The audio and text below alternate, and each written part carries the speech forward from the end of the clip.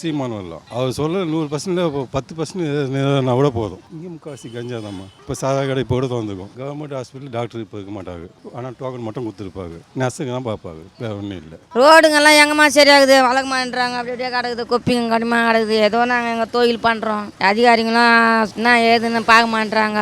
நாங்கள் எந்த கட்சியும் எங்களுக்கு போட்டாலும் சோறு போட பார்த்தல, நாங்கள் ஏதோ எங்கள் ரோட்டு போய் போத்தோம். நாட்டுக்கு நல்லா செய்யணும், அவ்வளோதான். யாராக இருந்தாலும் சரி. எங்கள் ஏரியாவில் கரண்ட்டு பிரச்சனை, கரண்ட்டு சரியாக வரல, தண்ணியும் பிரச்சனை.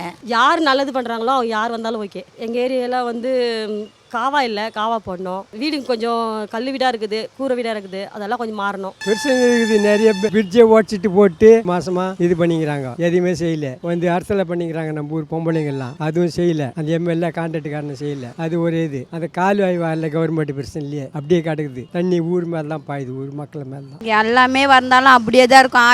ஆட்சி வந்து கவுரு போதில்லை, நம்ம தான் கவுந்து போயிருக்கிறோம்.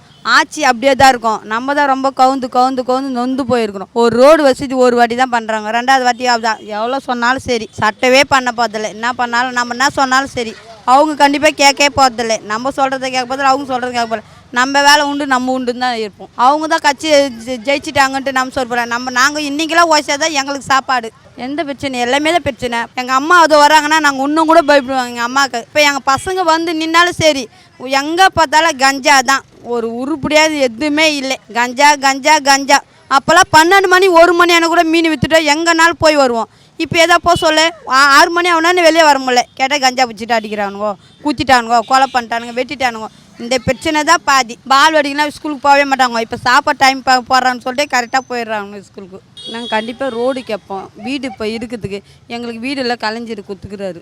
அதான் கவர்மெண்ட் வீடெல்லாம் வந்து எல்லோருக்கும் எங்களுக்கு நல்லா தான் வசதி. எந்த கட்சி வந்தாலும் அதை செய்ய வேண்டிய வேலை செஞ்சால் எல்லா கட்சியும் நல்ல கட்சியும் தான் சொல்ல முடியும். பிரச்சனை எல்லாம் தான் பிரச்சனை இருக்குது. சாலை ஓர கடை கூட பிரச்சனை தான் வைக்கிறாங்க, வைக்கக்கூடாதுன்றாங்க. எத்தனை பேர் இதோட நம்பி பிழைக்கிறவங்களாம் இருக்கிறாங்க. அது எடுத்துட்டு ரொம்ப ஆர்ப்பாட்டம் பண்ணி அதை தூக்கி போட்டு ஓடிச்சாங்க. அதுமாரி எங்களுக்குன்னு ஒரு இடம்னு ஒதுக்கி கொடுத்தா எங்களை அத்தனை பேரும் போய் போவாங்க. எவ்வளோ பட்னி பசியெல்லாம் இருக்காங்க, இதை நம்பி எவ்வளோ பேர் இருக்காங்க. அதுக்கு யாருமே உச்சப்பு எடுக்கலையே. இத்தனை பேர் பட்னி பசியமாக இருக்கிறாங்கன்னா அதை பற்றி ஆளும் கவலைப்படுற மாதிரியே கிடையாது. அந்த டைமுக்கு வந்து செய்கிறேன் பண்ணுறாங்க, அதோடு அவ்வளோதான். யாருமே பண்ணலை. சொல்கிற வார்த்தை மட்டும் தான் சொல்கிறாங்களே கண்டி அது நிர்வாகம் வந்து செய்யலை. அதுவும் நாங்கள் இது மாதிரி சாலை வர கடை வச்சுருக்கோமா, இதை கண்டு தான் நாங்கள் போய்ப்போம். எங்களுக்கு இந்த போய்ப்பு எங்களுக்கு வேணும். ஒரு 5 அடி எங்களுக்கு இந்த ரோட்டோடு கொஞ்சம் தள்ளி வைக்கணும். அத்தனை பேரும் நாங்கள் அதில் வந்து போய்ப்போம். அதை கண்டு தான் எங்கள் குழந்தை குட்டிங்க எல்லாம் போய்க்கிறாங்க. பட்னியை பசியும் கூட இதனால் ஒரு பட்னியாக கூட இருந்துருக்குறாங்க.